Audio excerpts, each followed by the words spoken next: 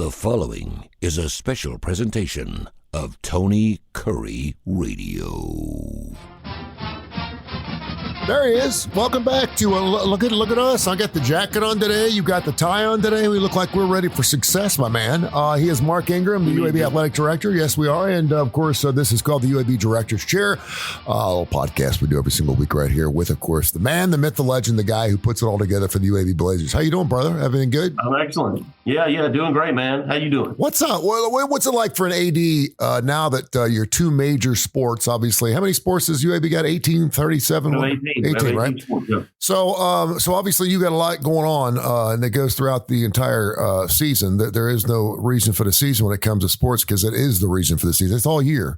But when your two big dogs are over, essentially, college football and then basketball ending just last week, what's it kind of feel like? Do you exhale? Do you take a deep breath? What do you do? No, not at all. I mean, baseball and softball are the two busiest sports now at this point, and they play a ton of games. Yeah. And so we're in the middle of those seasons. Those will run through another, call it 6-8 weeks, something like that, depending on how well they do, tournament-wise. If they could continue into June if they made it to the World Series, theoretically. So those are heavy, and you start a lot of planning. We've got our spring showcase, our football spring showcase on Saturday. Mm-hmm.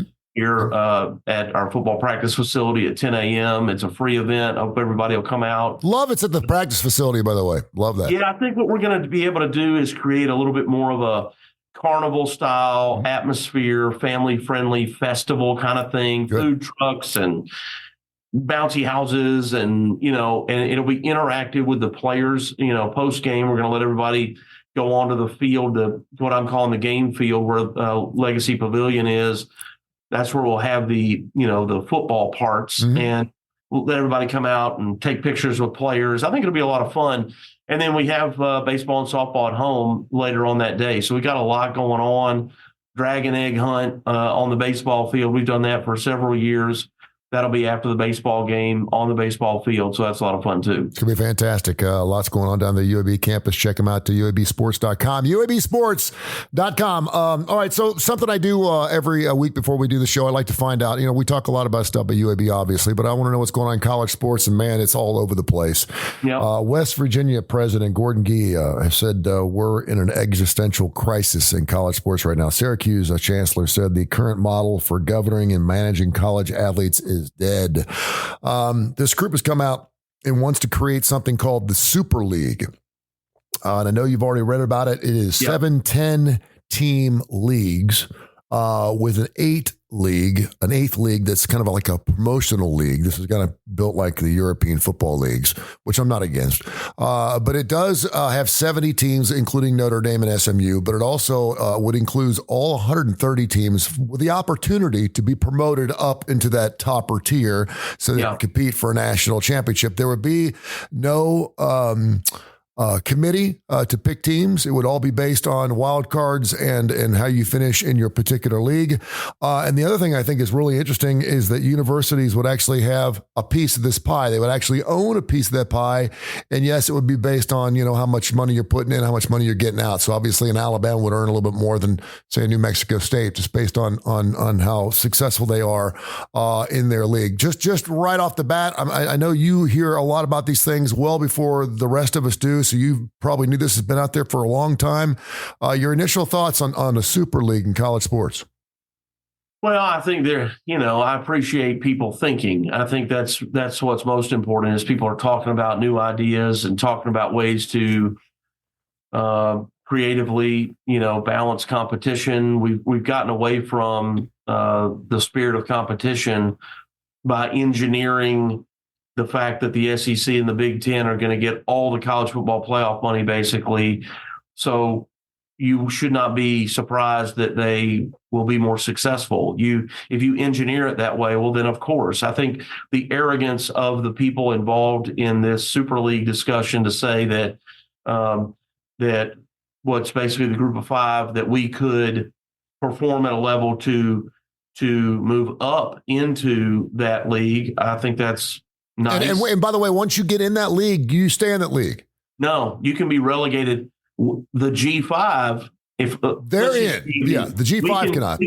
We can get promoted up. We can be relegated out. But once you're in those top 70, you're in. No, the top 70. Yeah, top 70, yeah. The 70 that start, correct. They're always in. Yeah. So even if UAB goes in and kicks the stew out of them every single year, whatever determination they come up with that we could be relegated, let's say we go in and we beat Iowa State all the time and whatever, they don't ever get relegated, but we have one bad year and we're out. Yeah.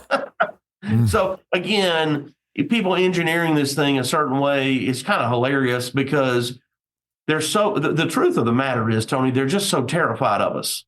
They're terrified to play us. They really are. They hate playing us. That's why we have such a hard time getting any of these Power 4 teams to come to Bartow Arena. They're not coming here. Now, they'll play us at their place. Yeah. They might play us on a neutral site, which is hard to do. They're never coming to Bartow. So when our fans go, how come we can't get anybody in the SEC to come play us? Because they're scared. Yeah.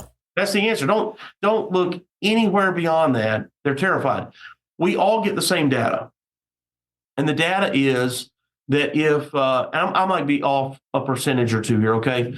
But the data shows us in basketball that if a Power 4 team, if we play them, if a group of 5 team plays at the Power 4, we have about a 15% chance of winning that game.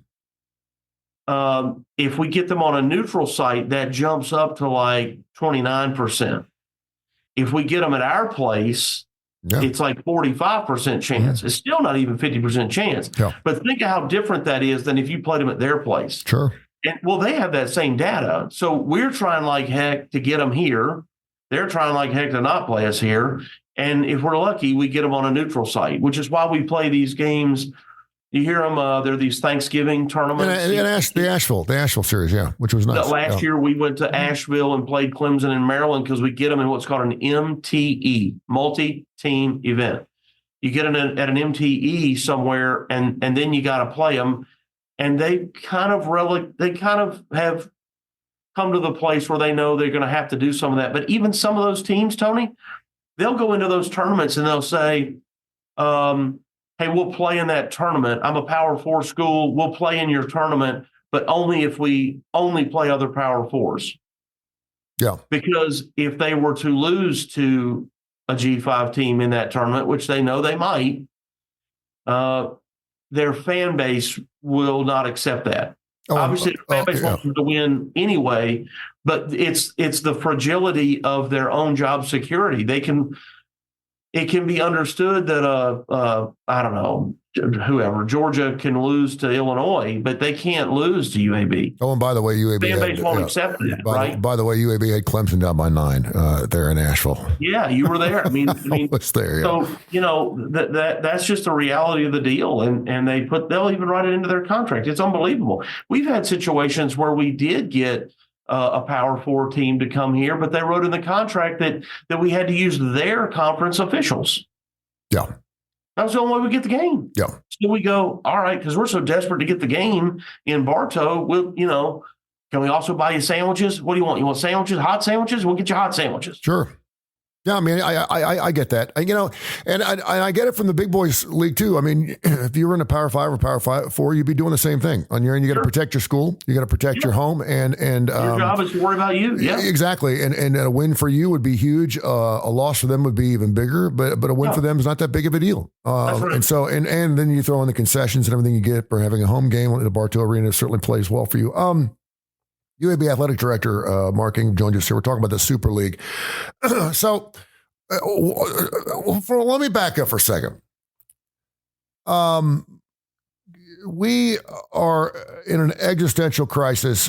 The governing and managing of college athletes is dead. That's according to the Syracuse Chancellor and the West Virginia President, Gordon Gee.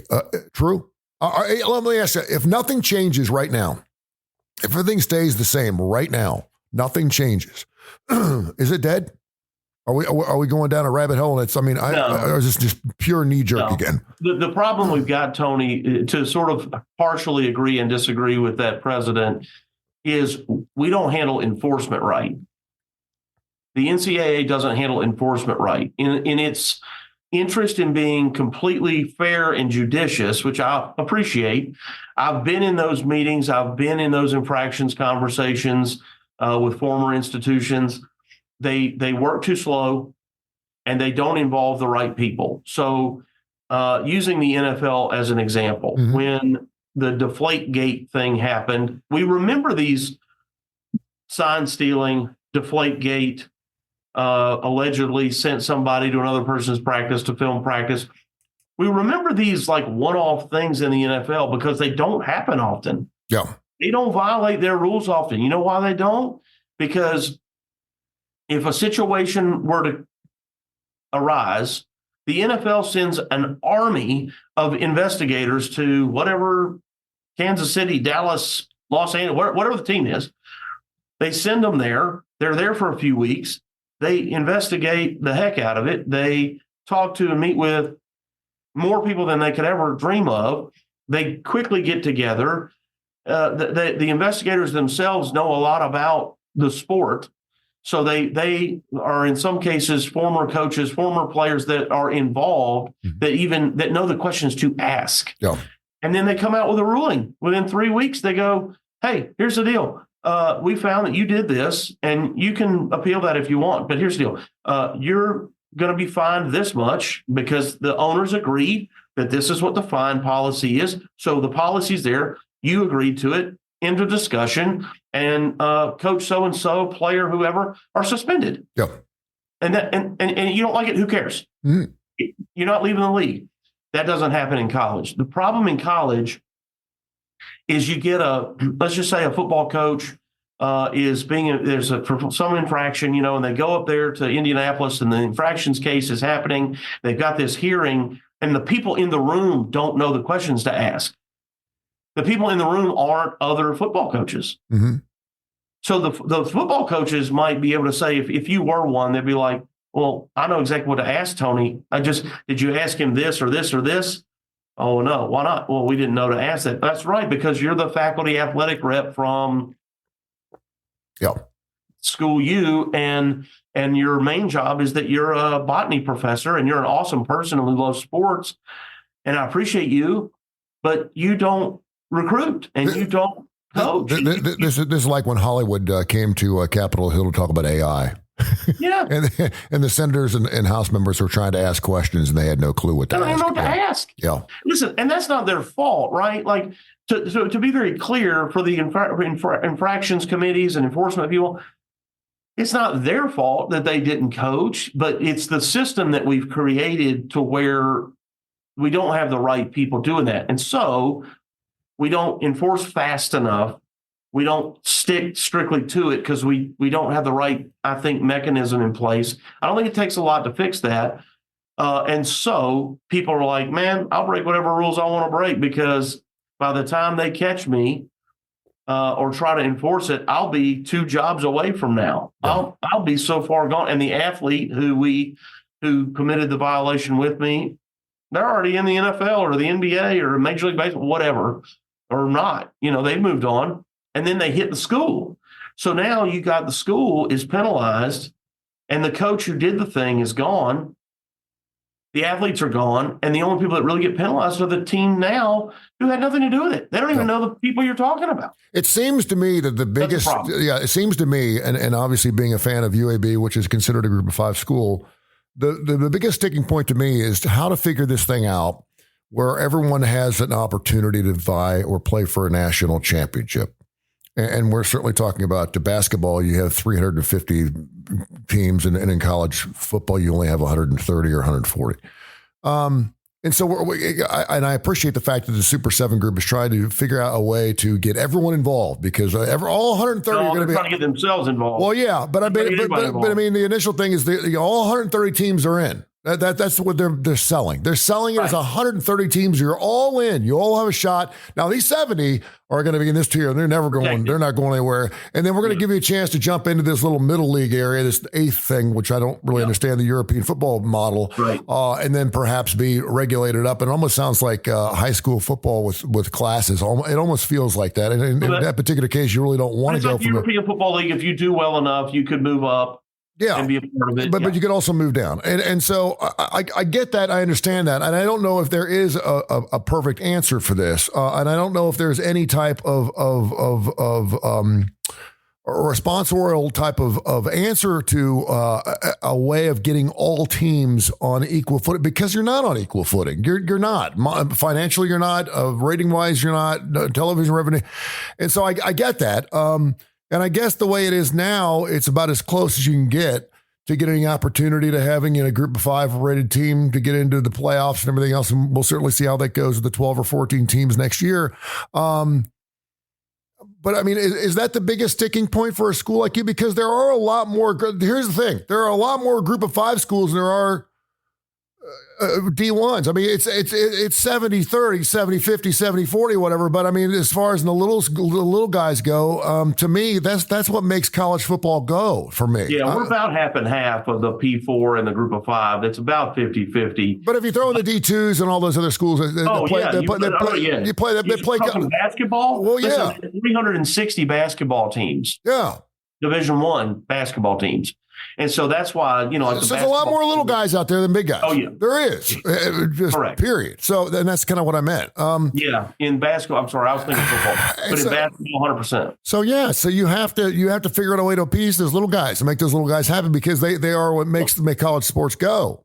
I agree. I mean, when you watch the basketball tournament, I realize now that, the Final Four is set. UConn's coming out of the Big East. NC State, it was the 11 seed out of the ACC who miraculously won the ACC tournament to basically get into the NCAA tournament. Yeah. And they're a brand that you don't think of as being a little guy. They won 5 games in 5 days. Yeah. In this particular year, they weren't probably getting in the tournament if they didn't win the ACC. Correct. So here they are. They found their way to the Final Four, which says there's more teams out there that are capable of winning this thing than just 64 that are current, or 68 that are currently allowed to get in it. I'm a proponent. I think I've said it here. We should double the field to 128. That's only one game. It's only one game. Yeah. It's the same one game that we're doing in Dayton, Ohio for the play-in game. Mm-hmm. It's the same one game. For the naysayers to go, well, when would we do it? Let me explain something to you. We can do anything we want to do. Yeah. We can find excuses and reasons to not do anything we couldn't go over 11 games in college football. Now we're playing 15.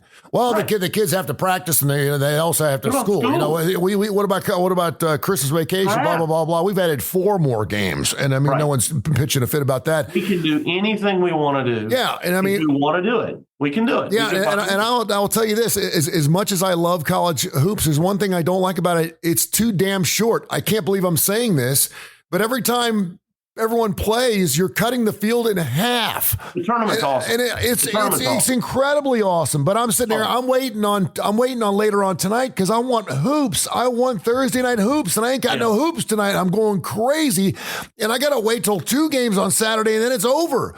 I mean, the awesome of the tournament though is that we were in it, and San Diego State and St. Peter's and Baltimore County, Maryland, Baltimore County, and Loyola, and that's the awesome of the tournament. Grambling getting their first, win ever in the tournament. Like, that's what makes it awesome. Mm. There's certain talking heads that are like, no, not really. It's really just about Kansas and Indiana. No, it really is not. No. It's about the opportunity for those smaller teams, smaller budget teams to come in and show you, hey, man, we can play too. And if you don't guard us, you're going to learn. Yeah. That's what's fun about it, man. That's what makes it great. UABsports.com. He is the athletic director, Mark Ingram. He's going to be joining us here on ABC 3340 a little bit later on this weekend here. Joining us, you're double dipping today. You're going to be recording some TV stuff on ABC 3340 today with Kip Keeper and myself. I got a face for radio, though, Tony. I don't know about that. Well, you're going to have one for television today, too. So get ready for that. Coming up on Monday, I'm an astronomy guy. I'm a father of 3. When I heard the International Space Station was flying over my house like 2 years ago, I set up a table and chairs outside with lemonades, and the whole family sat outside to watch this thing go over 17,000 miles an hour, 34 miles an hour, and it was amazing. Okay. Just a blinking light, but it was amazing to say we saw it. So I'm into the moon, and I'm into the bright ruby red moon and the ruby red sun, and I'm into the eclipses. And I swear this giant eclipse we just had, like in 2017, it was supposed to be the last eclipse we were going to have for 3,000 years. And here we are having another eclipse. And I swear, I think we're having another eclipse next week. Everyone keeps telling me this is the last eclipse we're going to have for the next 500 years. And then it seems like the next year we're having another eclipse. Am I wrong here? We got more eclipses like in the last 4 or 5 years than we've had in the history of the entire world. Anyway. You got to get your special glasses out, man. Don't be staring at the sun. Oh my gosh. Anyway. So I'm excited for Monday only because I know there is a path of totality, which I think is one of the coolest things I've ever heard, the path of totality, which goes right through the middle of the United States.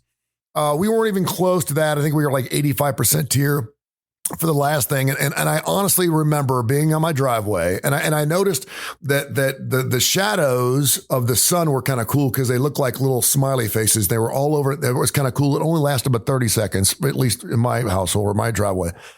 But I remember thinking to myself, if someone didn't tell me this was happening right now, I would have never known.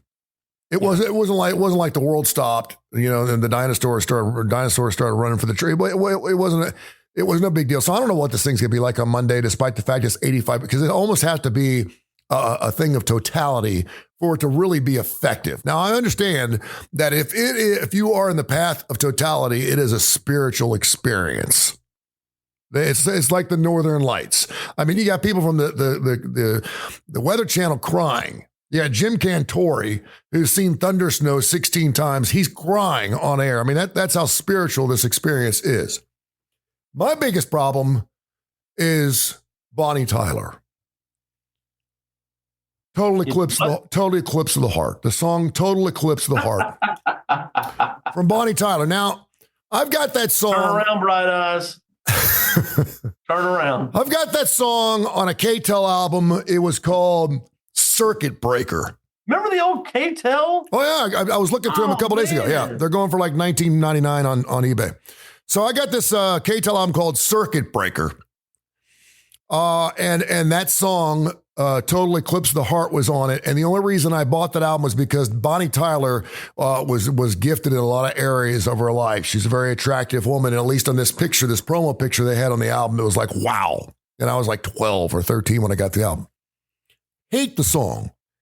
Hate that song. And I hate that song. And I know that song's gonna be played all over the place. Yeah. Every time you turn the TV on, you're gonna hear it. Every time you turn on the radio, you're gonna hear it. Every time you're at a sporting event, you're gonna hear it. You're gonna hear Total Eclipse of the Heart. I think the last eclipse we saw, I was at an Alabama football game. It was last year. There was some eclipse. You fall apart. So I want you